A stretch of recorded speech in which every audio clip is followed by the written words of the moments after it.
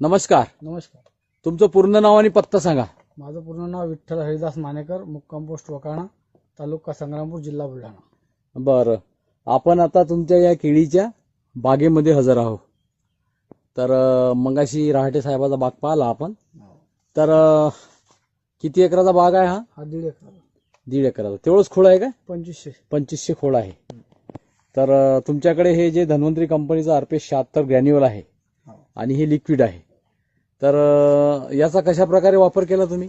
आम्ही ते RPS 76 आणि ते मायक्रोरिच बुरशीनाशक म्हणून वापरलं पहिले फवाऱ्यात. बरं बरं. त्याच्यानंतर हे खत वापरलं ड्रिंचिंगद्वारे. बरं बरं. आता याच्यानंतर खत तुम्ही वरून दिलं तरी चालते. हो. वरून द्यायचं खत, वरून जास्त लवकर लागू पडते. तर तुम्ही हे खत आणि RPS 76 ची फवारणी केली. किती वेळा फवारणी झाली? 2 वेळा केली. 2 वेळा फवारणी झाली. हो.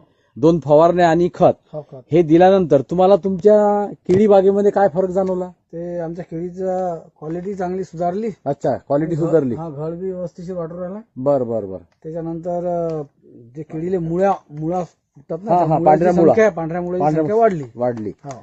आणि आपले हे प्रोडक्ट वापरण्याच्या अगोदर काय पोझिशन होती केळीची? ते तर असं वाटत होतं की बस आता बाग हा मोडून टाका, काही गॅरंटी नाही वाटे. अच्छा, बाग मोडून टाका वाटे? हा, बिलकुल एकदम म्हणजे गॅरंटीच नाही वाटे. गॅरंटीच नाही वाटे. तुम्हाला वाटे आपण हे केळीचं याच्यात फालतू उगीच लफड्यात पडलो. रिकामच काम. तर ह्या अमृततुल्य